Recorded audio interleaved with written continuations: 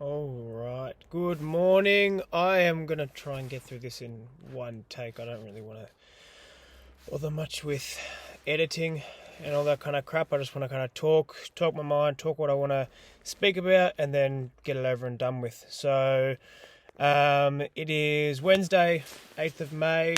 I've just finished at the cafe, just doing some admin and all that other stuff. I'm going to talk about my little hammy niggle that I experienced last Saturday during the game. So basically what happened was I had gone into a slide tackle. I'd clipped the guy and then basically just felt a really small pull in the lower hammy. And generally when we're talking about hamstring injuries, the lower the injury, generally the easier it'll be to recover from, whereas the higher up it is towards your ass, the harder it's going to be to get yourself running quite quickly. Now, I'm going to talk about what I've done since then, what's in store for this week, leading into our game on Friday, which I would like to play. So there's a quick turnaround. Usually, they grade hamstrings grade 1, 2, and 3. There can be varying degrees of them. Some can have you out for a long time. Some can require surgery. Some can be really, really small. And based on my experience of my own hamstring injuries and hamstring injuries in general, I knew that this was definitely not something big. It was actually quite small, pathetically small. And so I just wanted to kind of get myself back as quick as possible just so I can keep on playing games. So basically what I'm going to start to talk about is I knew the damage once I'd done it. I'd done the tackle. I was able to jog out, which is good. It's a good sign. If you can't really jog or run after you've done a hammy, it's generally going to be a bit worse. I was able to jog. At the moment, I wanted to try get into a bit of a faster run to track back. Wouldn't let me. So I put my hand up, said, "Nope, take me off." There was no point in me playing any longer than what I needed to, because I knew then and there if it wasn't going to get better, it wasn't going to get better. That's just the reality of sprains and strains. So took myself off, took off the Saturday and took off the Sunday. Then once I got to Monday, and you'll see here around, it was this week 17 here. The game against Sandringham, lost. Now this is just my weekly log. I put in my training, my gym, my game, my kilometres and my top speed. I find it's a good way for me to track certain things.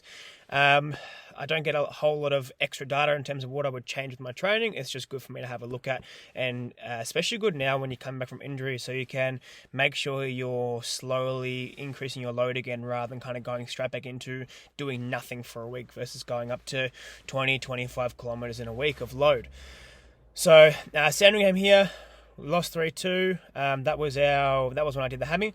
And so you can see here, I did 10 kilometres that week, basically because I didn't train on the Monday due to I think it was my foot was fucked. Yeah, my foot. So the game prior to that against White Star, I kicked the bottom of someone's studs. My foot bruised up a lot. It was really difficult for me to walk, so I took that Monday off training then. So I had a very low week in terms of every other week. So you can see here 21.47 for the White Star game, about 22 to 17 for the game before that for Danny South, 20 kilometres here, 20 here. So there's a decent average there, and then it dropped off exponentially here for this week, and that was just because I missed a session and played about 60 minutes versus playing 90 minutes.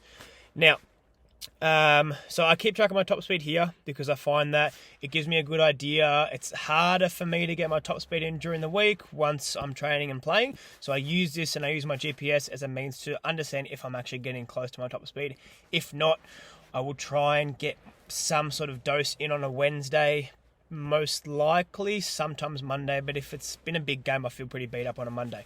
So sometimes comes in Wednesday. So you can see here, top up run on the Wednesday, hit 29.6. Generally, you're not going to be able to go all out after training. It's just trying to get good enough. So I just did a few flying sprints, maybe 4 or 5. Again, I digress from what I want to talk about, which is the hamstring. So we are at here, took rest off on the Friday. Took rest off on the Saturday and the Sunday. Then I come into Monday. Now Monday, how it was okay. I could still feel it. I got the physio at the club to test it out. Just basically me lying on my stomach, bringing my leg up, and then him pulling one leg down, me resisting. He said that there was I had about maybe 50% of pull on that day. So that's not much, all right? So there was a touch of pain there while I was doing that. So I obviously wasn't able to give it 100%, which tells me hamstring's not ready. Really simple, really easy test to do. So all I did at training then was run, get some jogging in, at a fast enough pace to get kilometers in, but not too fast that it was causing pain, so I wouldn't be able to actually run. So I ran very slow. I was able to accumulate 4 kilometers, which is great. So generally speaking, if you've done a hammy, it'll probably take you a bit longer than a couple of days to start running straight away, particularly if it is a bit higher towards the butt. That's more so of they kind of refer to it as you're doing your sprinter's hammy. Whereas if you do your hamstring while you're running at full speed and sprinting and you feel a pull, it's generally a bit harder to come back from, whereas if you feel it doing some other movement. Now, so I've done the 4 kilometers on the Monday, which was great. Felt good after, didn't run into any, that hurt, had to slow down. I basically did, I think it was two 10-minute runs, and plus a couple warm-up laps and just some movements, general movements, walking myself around the pitch while the boys were training. I was running ridiculously slow. Bear that in mind. I was running warm-up pace. My lower body gym on the Tuesday was when I really wanted to load it up. Now, what I want to talk about is when to load up the direct muscle that's been injured versus when to load up around it. And exercise selection is important for this. It's going to kind of dictate, do you want to load the actual muscle or do you want to load around it? And because it was still early, I wanted to load around the hamstring. All right? So I did hip thrusts. I did a leg extension isometric, something I've been playing with for a little bit, and I did Bulgarians. Reason why I chose those 3, I'm not loading the hamstring. You could argue, depending on the hamstring injury, you may feel it doing some sort of Bulgarian. You will feel it in a hip thrust as well, the higher it is towards the butt. But because I knew that it was quite low on the hamstring, I knew I'd be able to get away with these. So I loaded them the fuck up. When you are injured and you are doing an exercise and you feel no pain, give yourself a green light. All right, you are allowed to push yourself a bit more if you feel like you're not compensating or if your body's doing anything different. As long as you feel as normal as possible and you have no pain, you have no issues doing more. It's a big thing that I kind of say to people during rehab. Just resting and doing nothing is not good. It's not going to get you back as fast as you want to, nor is it going to get you back as confidently as you'd like to. So hip thrusts are a massive one that I use for rehab for a lot of people when they're coming back from hamstring injuries at the start. Bent leg, hip extension. Hamstrings don't do much. It's very glute dominant. All right, and so I loaded that up. Now I've done hip thrusts for years and years and years, so it was really easy for me to get myself up to load quite quickly. Whereas someone that hasn't done much hip thrust before may find it difficult. So they'd spend a few sessions really learning to load up the weight. But if you can't really hip thrust a decent amount of weight, and you have a hamstring injury, it's kind of a gap. It's a gap in your development. So it's something that you can do really easily with not too much fatigue leading into the days and the days following, except for maybe a bit of DOMS the first time you do it. So it's a great bang for your buck to get yourself done straight away. So you want to be able to hip thrust more than you can deadlift, more than you can squat, more than you can do most exercises based on how that exercise is performed and the position that it's in. So the hip thrust, 188, that felt really good. The hardest part was honestly the bar on the hips, so I had to use 2 pads because it's just something to get used to. Leg extension ISO, I did the 10th pin. I kind of just go by pins because I can't be fucked converting pounds to kilos, all that stuff, blah, blah, blah. And I use the same leg extension every week. Did that for 30 seconds. That's a great way for me to get a lot of concentrated knee work in towards the tendon and the quad. Something I go back and forth on quad training on how much I want it to be in my training versus how much I don't want it to be in my training to focus on other stuff, more so hip dominant and stronger hips in regards to running and change in direction. Last but not least, I did Bulgarians. Actually did the Bulgarians first. Sorry, that's just not in order because I'm just not very organised with how I write my stuff in. I just make sure I write it in so I can remember. Bulgarians worked up to 40 kilos each hand for 5. These will give me a lot of confidence. Give me a lot of confidence knowing, okay, the hamstring is definitely not that bad if I can do something like this with decently heavy weight. For me, it was about a 7, 8 out of 10. Weight. Arbitrary weight numbers don't matter. It's the weight is just going to give your body the difficulty that you need. So when you're doing an exercise, you want the exercise to be this difficult to elicit this response. You know, if you don't want to make yourself sore, if you're just going through the motions, you're just moving around to make yourself feel better, you don't need to hit. This is an 8 out of 10, 9 out of 10 difficulty. If you're looking to improve strength and power and speed, you want that intent and intensity to be quite high up there.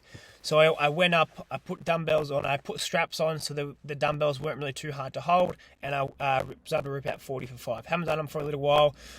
The soreness I had for the next 2 days was pretty bad. I knew that I wasn't going to be playing low on the Friday, so I could afford to have that soreness.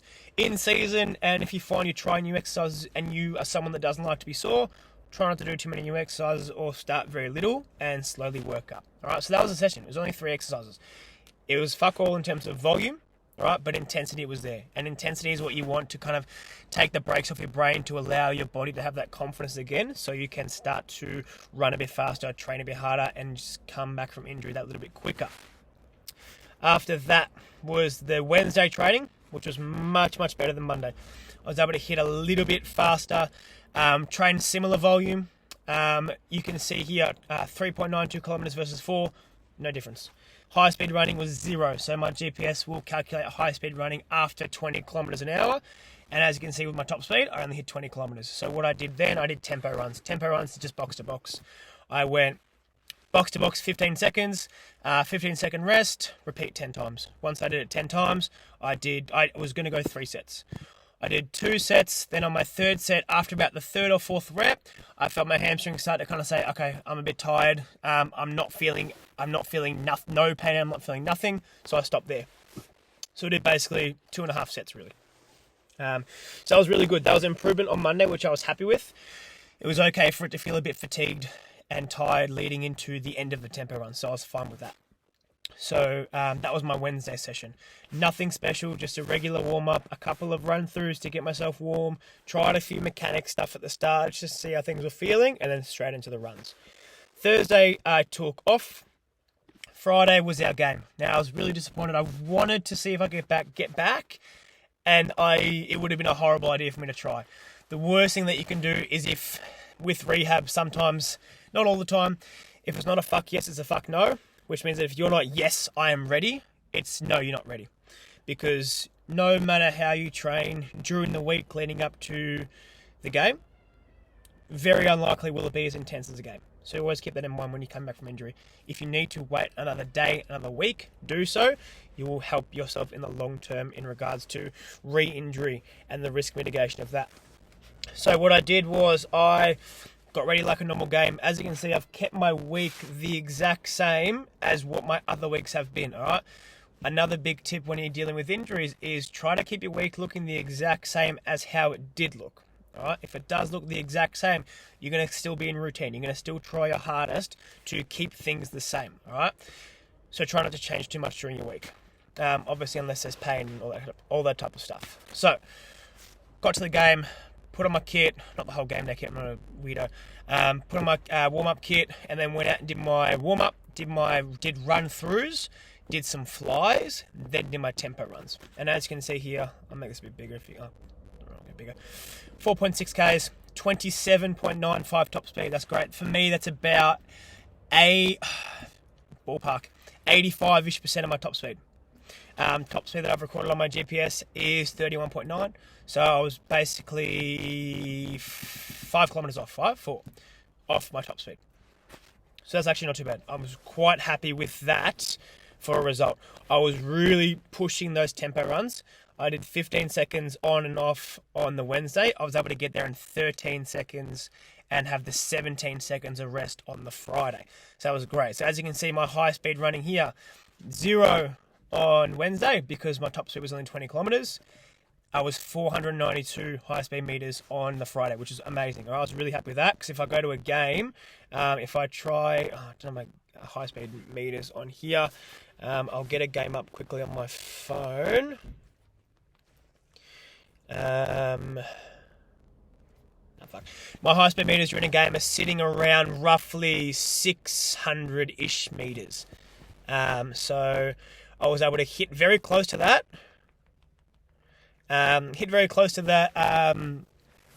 High-speed meters, which is great. All right, so that gave me the confidence in knowing that this week, hopefully I should be back.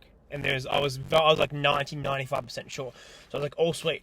Took Saturday, took Sunday off. Great rest. As you can see, 12.5 kilometers. So I did more this week that I was injured than I did the week before when I got the injury. Okay, which was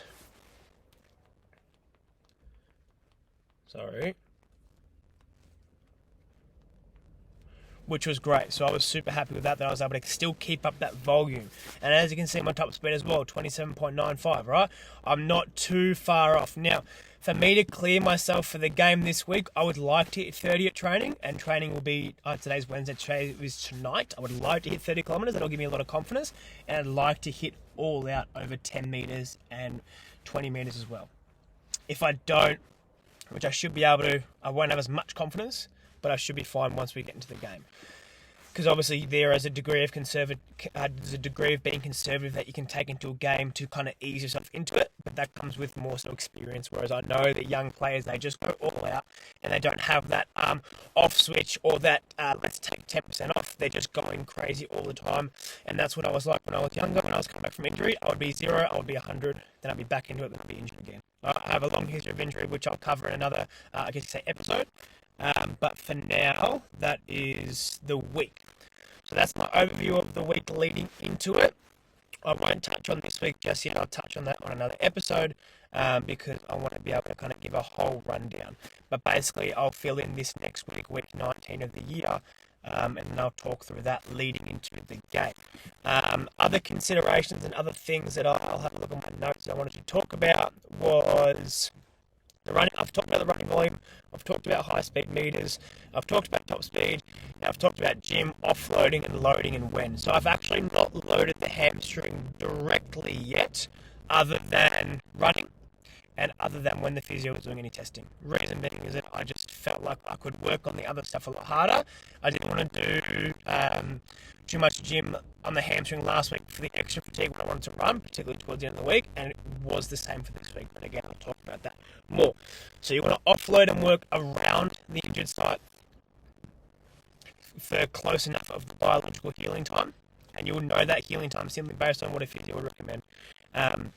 So generally, if you've done a proper grade 1 hammy, it's 3 weeks. So in that 3 weeks, you wouldn't really load the hamstring directly because there would be pain in the first week and a half. You would gradually increase that load. Loading around it is super important, and it's something that I recommend for everyone in order for them to get that confidence back up and then get themselves feeling normal again. So that's everything that I want to talk about for this. If you have any questions at all, drop a comment, DM me on Instagram. I reply to everything. And then, we'll speak more when I post the next episode. Beautiful. Cheers.